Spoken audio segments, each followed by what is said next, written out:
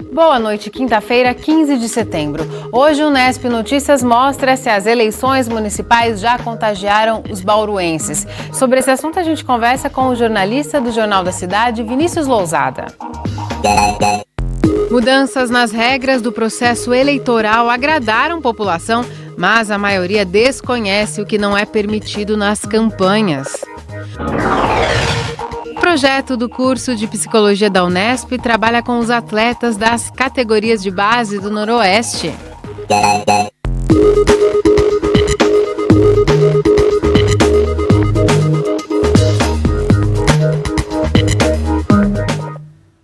As eleições deste ano estão diferentes por causa da reforma eleitoral feita no ano passado. O tempo de propaganda está mais curto e passaram a ser proibidas várias estratégias de divulgação dos candidatos, como aqueles cavaletes que ficavam nas ruas. Mudou bastante a forma como o candidato interage com o eleitor. Por isso, vale a pena ficar de olho em quem está seguindo a legislação. O período de campanha foi reduzido de 90 para 45 dias. Com isso, os candidatos só puderam começar a divulgação no dia 16 de agosto. Também está proibido o financiamento eleitoral por pessoas jurídicas. E o resultado nessa fase pré-eleição foi uma propaganda mais tímida. Quem percebe essa mudança acaba vendo vantagens, como a redução de panfletos e santinhos. Isso prejudica você escolher um candidato? Não, para mim não prejudica nada, não. É até melhor, porque ficar no meio daquela sujeira toda também, né, é duro. E não é só a propaganda visual que incomoda alguns eleitores. É mais os carros de som, até porque a gente tá conversando assim na rua, acaba passando aquele som bem alto, né, falando dos vereadores assim, né? Olha, tem bastante proibição, ainda mais com essa nova legislação, mas assim, tudo a gente não sabe. E você saberia como denunciar uma irregularidade? Eu acho que falta ainda a orientação dessa denúncia, né? Porque eu acredito que não só eu, mas muitas pessoas ainda não sabem como denunciar. Por isso, é importante ficar de olho nas regras da campanha. Neste ano estão proibidos inscrição ou pintura em fachadas, muros e paredes, adesivos maiores que 50 por 40 centímetros em veículos ou que não sejam microperfurados se ocuparem o para-brisa traseiro. Veiculação de qualquer propaganda em bens de uso comum, como pontos de ônibus e árvores de áreas públicas. Uso de telemarketing em qualquer horário do dia. Propagandas em outdoors, inclusive os eletrônicos. E brindes de qualquer tipo. Caso o eleitor encontre irregularidades nas propagandas da cidade, a denúncia pode ser feita online. O candidato responsável será notificado e multado caso a situação não mude. No site do TRE existem 2 sisteminhas que você pode fazer essa denúncia.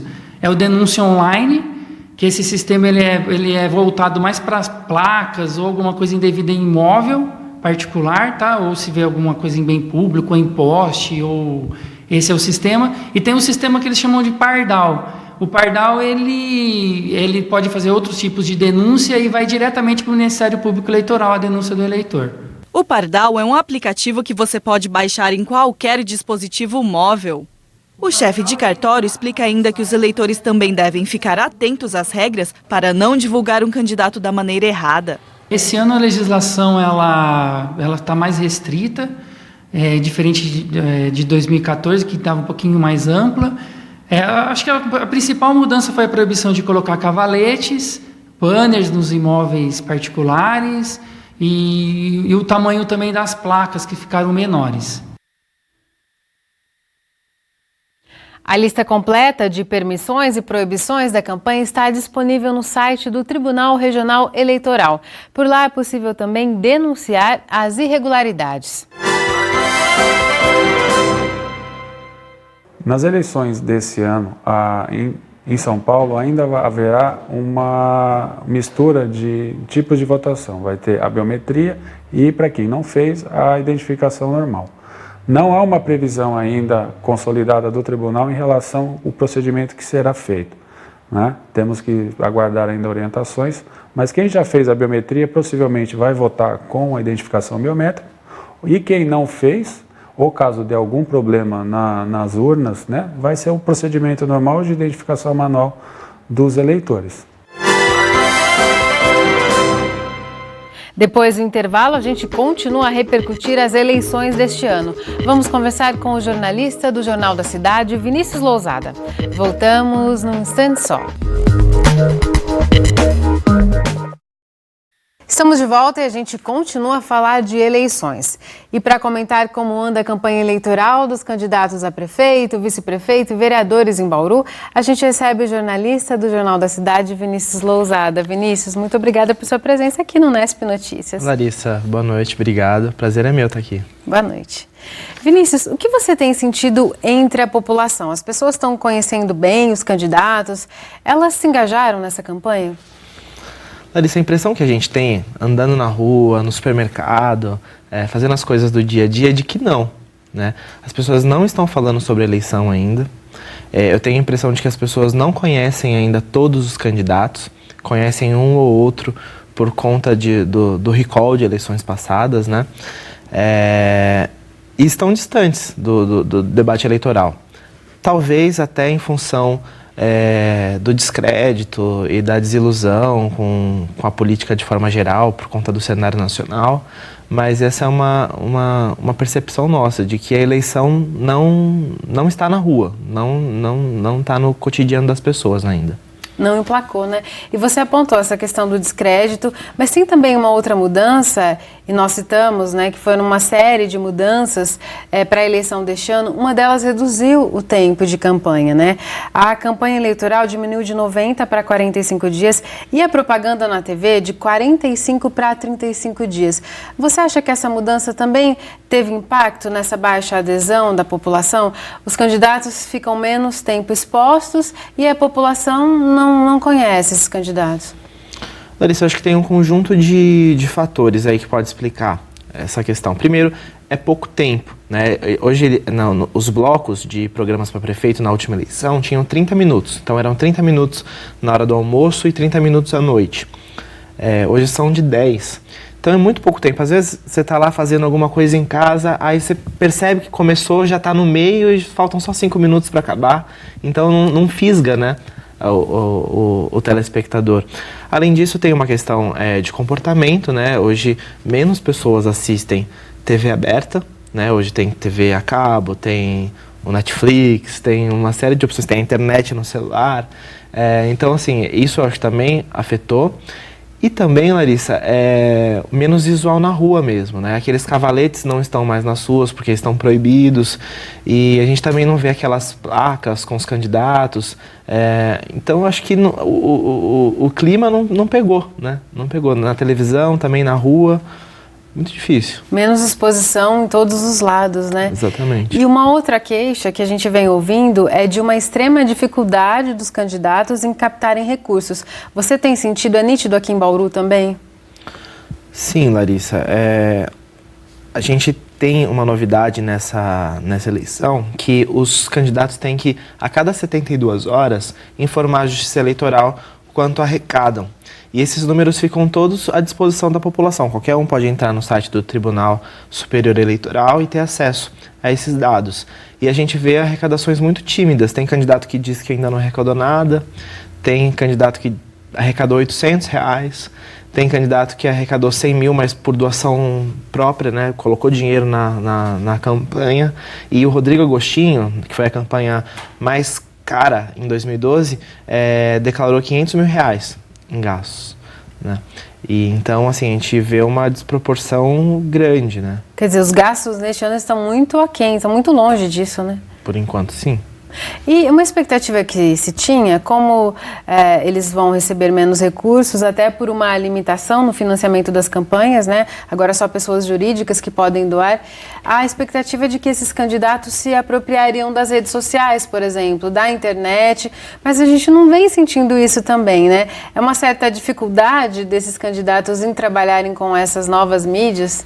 Todo mundo dizia, né, que essa seria a eleição da rede social, do Facebook, mas a gente acabou não percebendo isso, diferentemente do que aconteceu em 2014.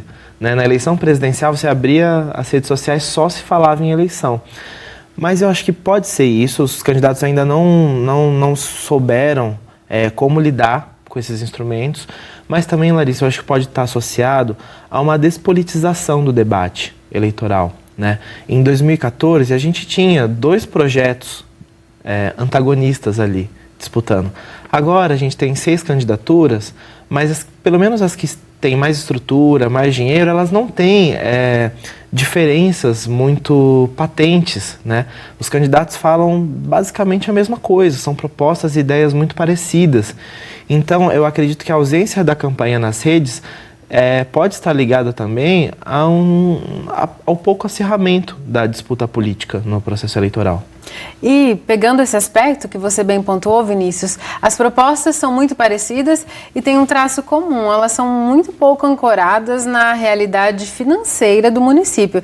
A gente vem discutindo bastante isso no Bauru em Debate. Para você que não conhece, toda sexta-feira, 6h30 da noite, a gente discute um dos temas da cidade e temos falado dessa questão. Essa falta de uma proposta que seja realmente adequada à realidade financeira do município é por um desconhecimento desses candidatos ou é quase consensual, que aqui no Brasil, período de campanha é recheado de promessas, a gente sabe que são promessas que não vão ser cumpridas depois? As pessoas não querem um candidato que vai dizer que vai cortar serviço, que vai diminuir a assistência à população, na verdade assistência de direitos, né, que a população tem. E ninguém quer falar que está diminuindo o dinheiro disponível, que o orçamento vai cair, que a arrecadação já está caindo. Então, quando pressionados, eles recorrem sempre às mesmas saídas. Uma que é muito comum é: vamos buscar dinheiro com o governo federal. O governo federal também não tem dinheiro. Iniciativas, parcerias público-privadas. Aí tem as parcerias público-privadas também. Só que não é para tudo que se faz PPP. A PPP exige uma série de critérios, tem regras, não é para tudo que você pode fazer, tem que ter associado ali a execução de uma obra e depois a prestação de serviços, né? Então, eles se ancoraram aí no discurso fácil. Não, vamos lá buscar dinheiro com o governo federal. O governo federal está colocando teto para gasto público, né? Então, a gente vê um descompasso entre o discurso e a realidade. E neste sábado, você, eleitor, vai ter a oportunidade de conhecer melhor as propostas desses candidatos aqui em Bauru, porque a TV Unesp vai realizar, em parceria com o Jornal da Cidade, o debate dos candidatos. Vai ser uma boa oportunidade para o eleitor, né, Vinícius? Com certeza, Larissa. No meio da campanha agora, eu acredito que a partir do próximo final de semana, né, desse final de semana, quando vai ao ar o debate, é quando as pessoas vão começar a pensar na eleição, vão começar a prestar atenção nos candidatos. Então é uma excelente oportunidade para que todo mundo conheça um pouco mais cada um deles. Então anote aí: debate entre os candidatos a prefeito de Bauru, realizado pela TV Unesp e o Jornal da Cidade, vai ser neste sábado às 9 da noite. A gente se vê no sábado e eu agradeço mais uma vez a sua presença aqui. Obrigado, Larissa. O Unesp Notícias vai para um rápido intervalo e a gente volta daqui a pouco. Continuem com a gente. Voltamos e vamos direto saber como fica o tempo nos próximos dias. A previsão é de céu aberto em Bauru. As informações são do IPMET e do CPTEC. A sexta-feira vai ser com tempo aberto em todo o estado de São Paulo. As temperaturas devem começar a subir a partir de sábado. Bauru segue a tendência de tempo firme amanhã. Agora a umidade do ar é de 32%. Praticamente não venta neste momento. Hoje, no início do dia, fez 12 graus e agora à tarde a temperatura subiu para 28. Nesta sexta, os termômetros devem variar entre 14 e 28 graus. A gente fala agora de oportunidade para os micro e pequenos empresários. O Sebrae Móvel está em Bauru nesta semana e amanhã faz atendimentos gratuitos no Calçadão da Batista, no centro da cidade. A repórter Marisa Sei tem mais informações. Aqui na unidade, empreendedores e também pessoas comuns que queiram abrir um negócio podem tirar dúvidas sobre assuntos como finanças, marketing, administração e empreendedorismo. A gente conversa com o Fausto Simões, analista do Sebrae, que vai explicar como funciona esse atendimento. Fausto, que tipo de informações vocês conseguem passar nessas ações? O escritório do Sebrae Bauru, né, ele tem o Sebrae Móvel, que é um escritório itinerante, onde a gente vem com informação, trazendo conhecimento, voltado para pessoas que querem montar um negócio, informações de gestão para quem quer melhorar o seu negócio em busca de resultado. Informações do dia a dia do candidato, informações do dia a dia do empresário já formalizado. E quem é que pode participar? Tem que fazer alguma inscrição antes? Não, é gratuito, é só chegar aqui que é atendido, né? A gente só pede a gentileza de trazer um documento para a gente poder fazer um cadastro. Se for pessoa jurídica, trazer o CNPJ, mas não tem que marcar, é chegando atendido. Nós estamos aqui hoje, quinta-feira, né? Das 10 às 16 horas e amanhã, sexta-feira, das 10 às 16 horas também. E quem precisar de outras informações depois desse primeiro atendimento, o que pode fazer?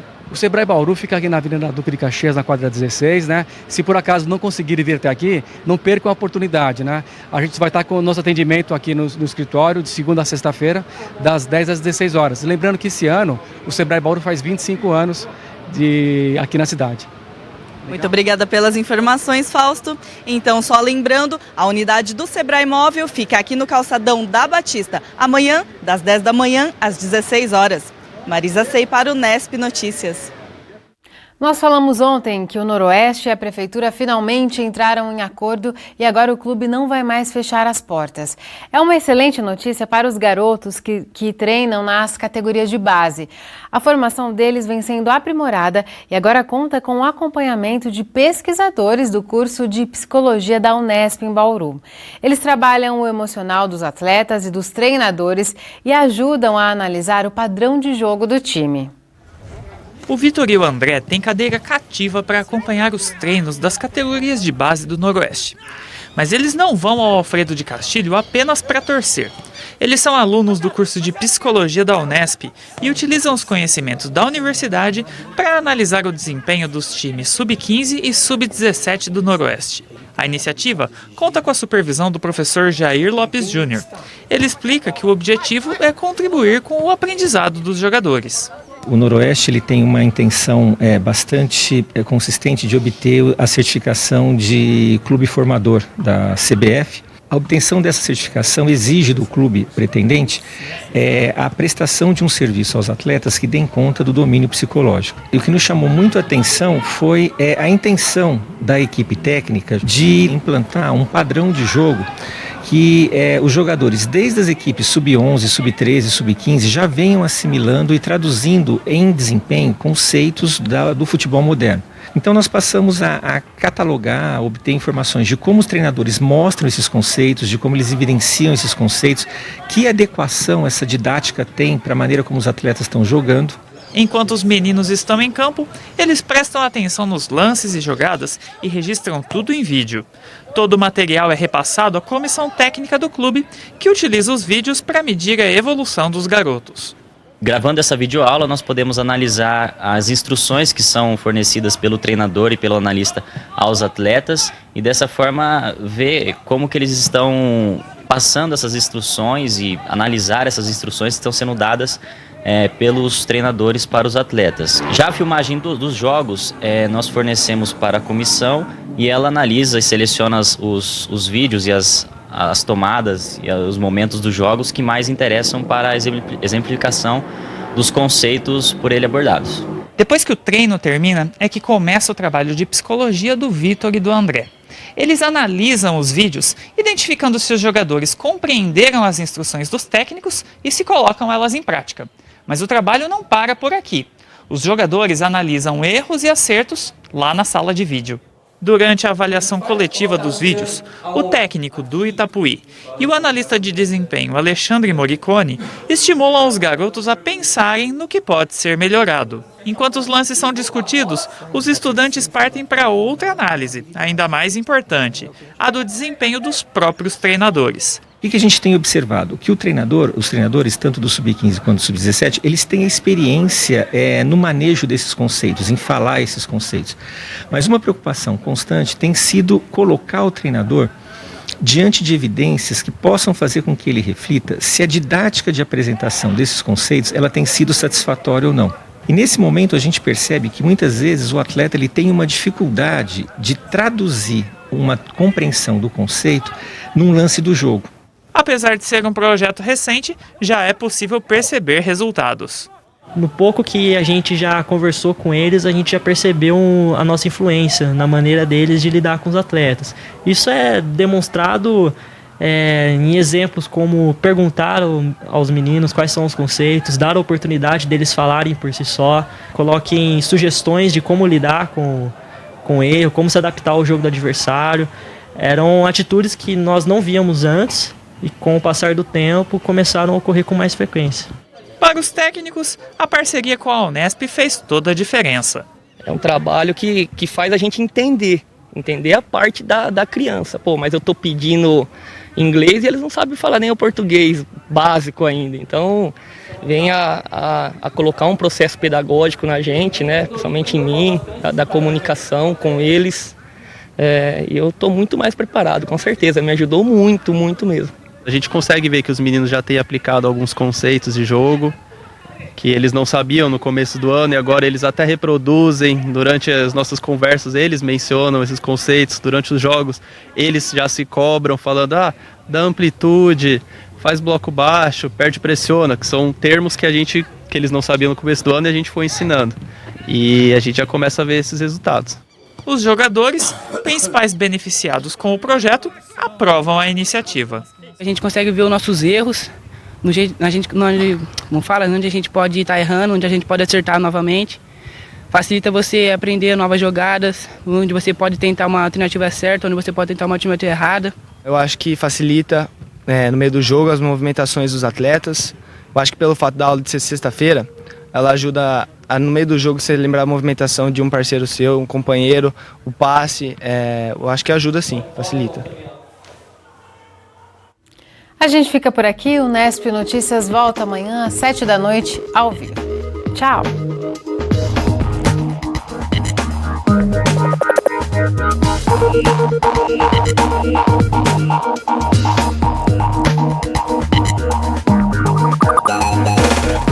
Música